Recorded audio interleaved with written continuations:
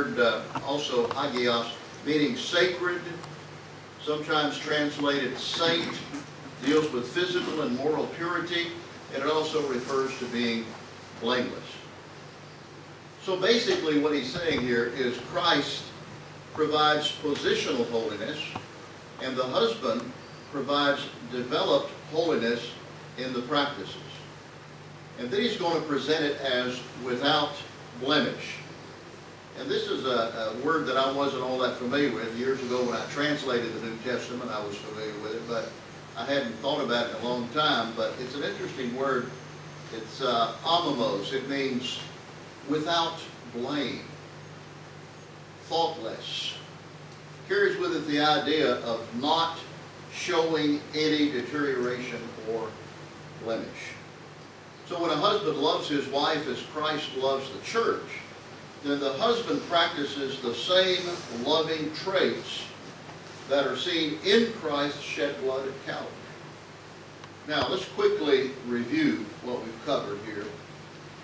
First of all, the husband is to adopt for his wife the purpose Christ espouses for his church, first in spiritual purification. Secondly, he is to adopt this in the area of spiritual presentation. So he's actually looking at two possibilities here: purification and presentation. Under purification, he is to help, the husband is to help sanctify, he is to help cleanse, he is to help wash, and he is to help develop communication that is wholesome in the home. And then under spiritual presentation, Christ is going to present the church to himself, a glorious church, so the husband is going to maximize his wife's potential. And then Christ is going to present it as a church without spot, so the husband is going to help her gain victory over sinful practices. And then thirdly, Christ will present his church without wrinkle, and the husband is to help his wife overcome the limitations of the physical. And then the Lord is going to present his church as holy, and the husband is to help develop holiness in practice in the home. And then Christ will present his church without blemish, and the husband is to work on helping his wife avoid those things that would mar her character as a Christian woman. So when a Christian wife willingly submits to a husband who loves her as Christ loved his church, all these benefits will actually accrue to her. And then when a husband loves his wife as Christ loves the church, the husband practices the same love that is seen in Christ's shed blood at Calvary. Now, that actually completes the first part of last week's, or the last part of last week's message. Now, in looking at verses 25 through 23 of Ephesians 5, what I would like to do is to give this morning a word to the husbands, focus primarily on the husband. So let's look at verses 25 through 33.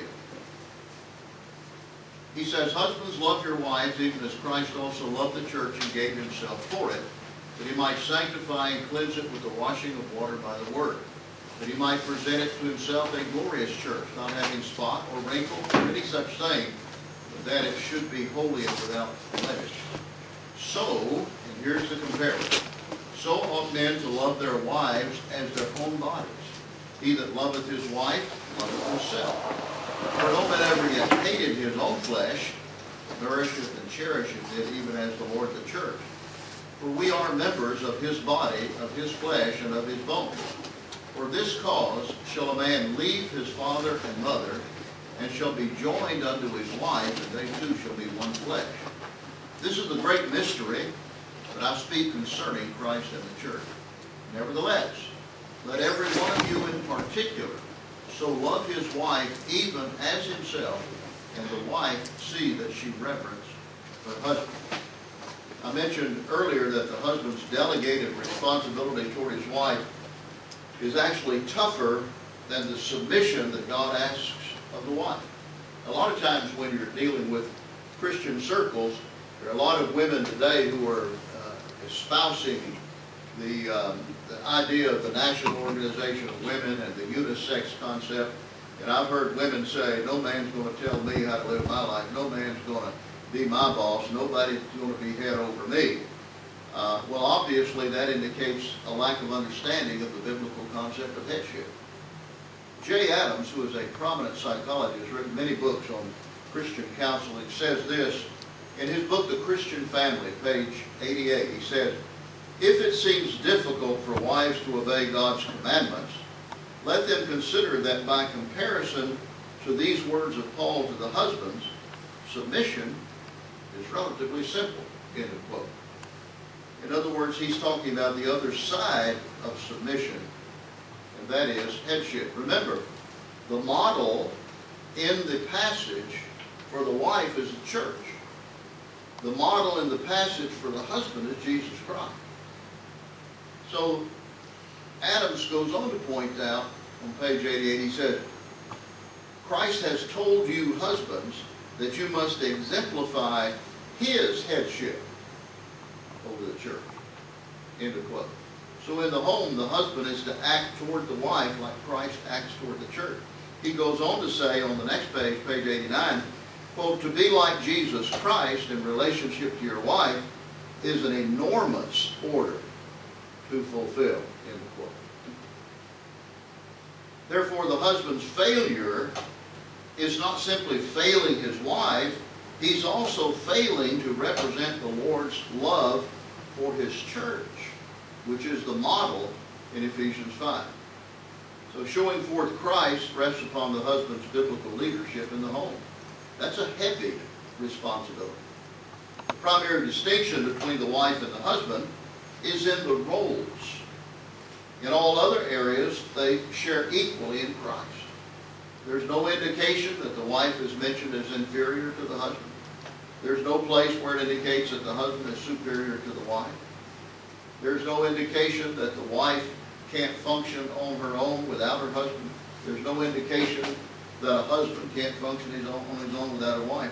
The pattern in Ephesians 5 is the example. So I want to look at Ephesians 5 and 25 through 33 and give you a brief outline from that. I think we have time for it. First of all, I want to look at the command. Verse 25 says, "Husbands, love your wives." Now, commands are not suggestions. They're given to be obeyed. Now, in our society, love has been equated with a generic feeling. But the problem is feelings are unreliable when it comes to relationship building. The act of loving is commanded here in the Bible. If it is obeyed, the act of loving eventually develops the right feelings. The problem is in our society, we put feeling ahead of relationship. The Bible puts relationship development ahead of feeling. So husbands, when it comes to loving your wife, you don't wait to feel like it, you just do it. And this passage in Ephesians 5 argues against a sodomite relationship. You see there are different words, once again, in the Bible to emphasize man. One word refers to mankind, and that is the Greek word anthropos, from which we get the word anthropology. The other word is the word aner, which refers to a male, M-A-L-E. Well, the word used here is aner. Refers specifically to a male who is the husband, who is the fellow, who is the one called sir, not ma'am. Pretty clear. And female is excluded by the use of the word aner. And that makes for clarity. And then we have the word for love, agapao. This is the same word that appears in John 3:16. For God so loved the world that he gave his only begotten Son, that whosoever believeth in him should not perish, but have everlasting life. And this word is used as an act of the will in which a person operates for the best interest of the object he loves. And it's described in 1 Corinthians 13. If you really want to analyze it, I've preached on it here many times, but 1 Corinthians 13 gives 13 different characteristics of the biblical concept of love in action. Now, the word for wife here is the word gune, focusing upon the female in the relationship. So this command is interesting because it places the responsibility for creating a loving atmosphere upon the male, the exact opposite of what our society teaches. So the husband is the one responsible to create an environment of love in the home. And our society teaches the exact opposite of that. And because it is a command, we ought to do it. Second thing I want you to see is the comparison, verse 25, even as Christ also loved the church. The comparison. One thing is for certain, and that is compared with Jesus Christ, the husband always has room to grow. Here's an observation. Because the wife is compared with the church, we know the church is imperfect. The husband is compared with Christ, and we know that Christ is perfect. So that places a higher level of demand upon the husband than it does the wife. There's no room for haughtiness on the husband's part, because he has to be as submissive to Christ just as his wife is. Therefore, he understands submissiveness to him when he asks the wife to submit to him. He realizes that that is based upon the example of the church's submission to Christ. The husband also understands that his responsibility is to love her, for he has experienced the love of Christ toward him.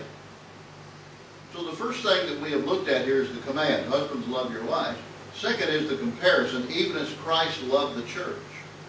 And thirdly is the commitment, and gave himself for it.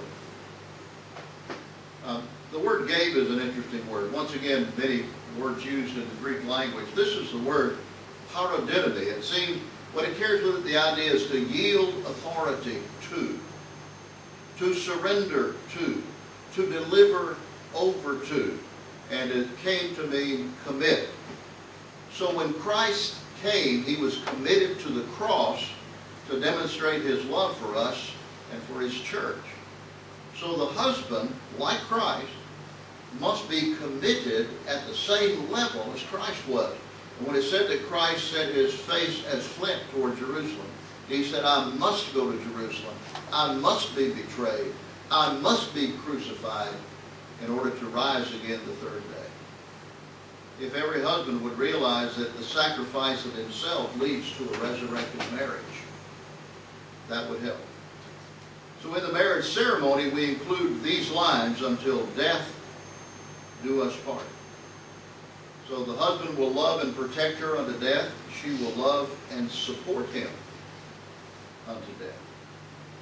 But not only do we have the command, husbands, love your wives, and the comparison, even as Christ loved the church, and the commitment, and gave himself for it, but we also have the control. Once again, the world and shallow Christians misrepresent the idea of control. Most people assume that it means to dominate someone. I just recently wrote and published a book entitled The Christian Abuser, in which I dealt with this misconception extensively. But actually, the word that's translated here about rule, a husband should rule his own house well, Paul says in 1 Timothy, it is actually a word for management. And it is the oversight responsibly for that which is under authority. Paul relates oversight at home by the man with other qualifications for the elders and deacons in 1 Timothy 3:4, when he says, one that ruleth well his own house. And that word for rule refers to a person who stands up and presides over a meeting and maintains control over the people expressing their views in the meeting. It carries with it the idea of presiding over, maintaining, and therefore to rule. So authority is in view, but the idea is authority that manages well, because he says, he that ruleth well his own house in 1 Timothy 3:4. And the word well there specifically speaks of morality, honesty, and goodness. So the husband is to control how truth is practiced in the home. So the godly husband will assume that his position gives him privileges, but it does not give him privileges that his wife and children do not have. The godly husband will assume that he is always overseeing the home, but he will not assume that he is always right and that his decisions must always be taken by everybody without input. I like how Jay Adams says it. In the Christian Family Book, page 90, he says, and I quote, "Headship means leadership. It does not mean merely privilege and right.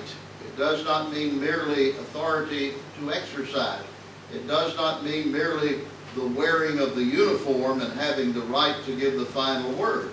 It may mean those, but more importantly, it means assuming the responsibilities that go with such authority." End of quote. So the husband is to model himself after Jesus Christ. So if the husband follows Christ, there are certain things that are going to happen in the home. First of all, he will demonstrate loving concern for every member of the family. He will demonstrate loving concern for every member of the family. Secondly, he will oversee the activities of the family. And this can include a lot of things, whether everybody in the home is saved, whether everybody in the home is faithful to church, whether everybody in the home is avoiding unhealthy practices, whether everybody in the home is being led to develop full potential. So number one, he will demonstrate loving concern for every member of the family. Number two, he will oversee the activities of the family. And then thirdly, he will have a solid relationship with each family member. This requires time. A husband can't justify being away from his kids and say, well, I give them quality time, because children don't understand quality time. They only understand quantity time. So he will have a solid relationship with each family member. And this is especially true with his wife. And then four, he will protect each family member from physical, emotional, mental, and spiritual corruption.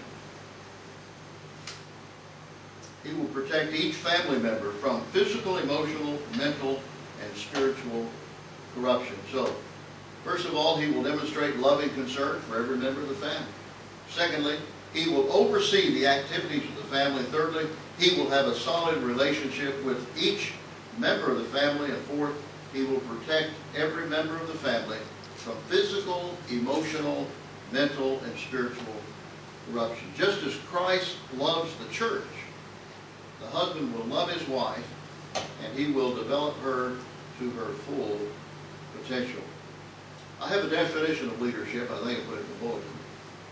I've read several definitions of leadership in the home, and I wasn't impressed with them, so I made one up based on Ephesians 5.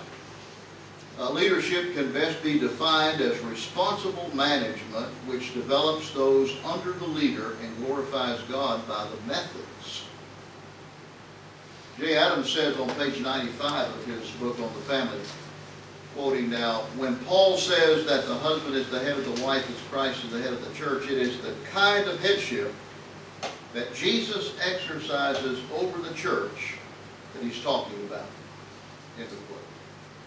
Obviously then, the stronger the husband's relationship to Christ is, the more effective his leadership of his home will be. Now the Apostle Paul drives home one main idea about biblical headship. If you read all of 1 Corinthians 13 and you read all of Ephesians, you'll find that the Apostle Paul's focus is on biblical love.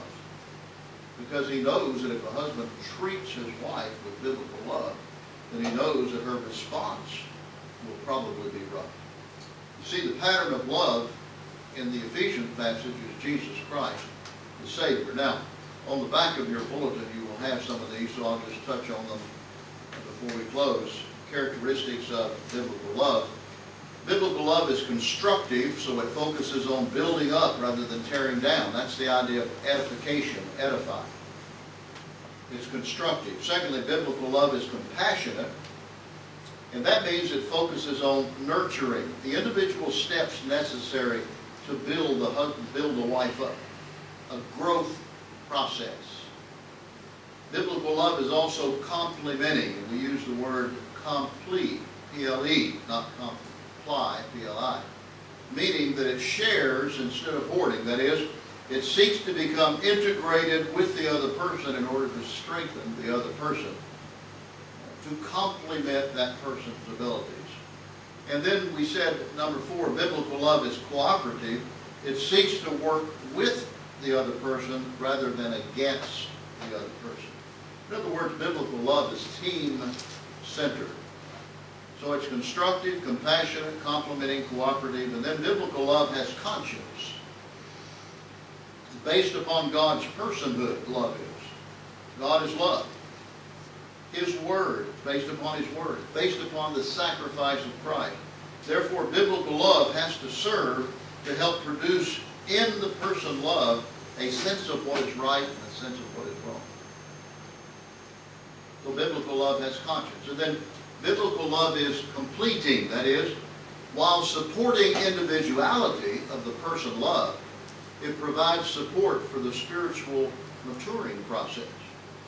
And maturing is a chief trait of biblical love. Biblical love. Biblical love, first constructive, secondly compassionate, third complimenting, fourth cooperative, fifth has conscience, sixth completing, seventh biblical love is conceding. It does not think it's always right. It listens to the opinion of another, accepts the information given, and if proven wrong, admits it.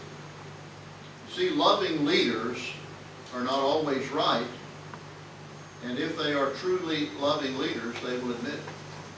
Biblical love is conceding. And then biblical love is constant. In other words, it doesn't act one way one day and another way another day. Following Christ, the husband loves his wife under all conditions. No matter what she does, no matter what happens in her life. That's why we say in the marriage ceremony, in sickness and in health.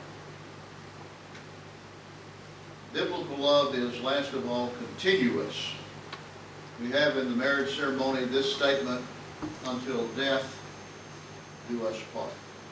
One of the things that Paul says about love in 1 Corinthians 13 is that love never fails. Let's stand together for prayer.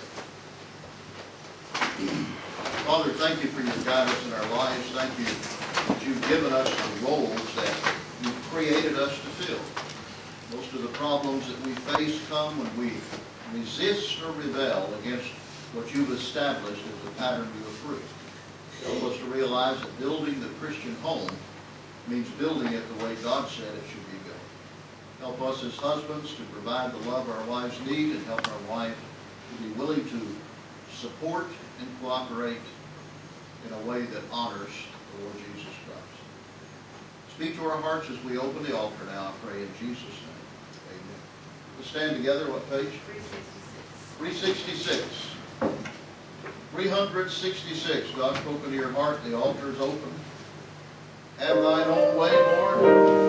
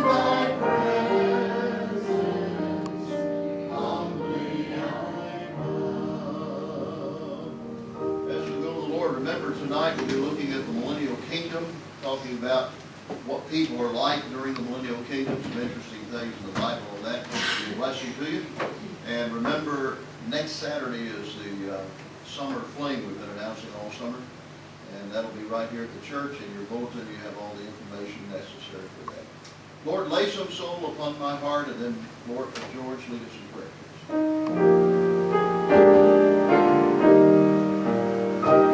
Lord, lay some soul on my through me.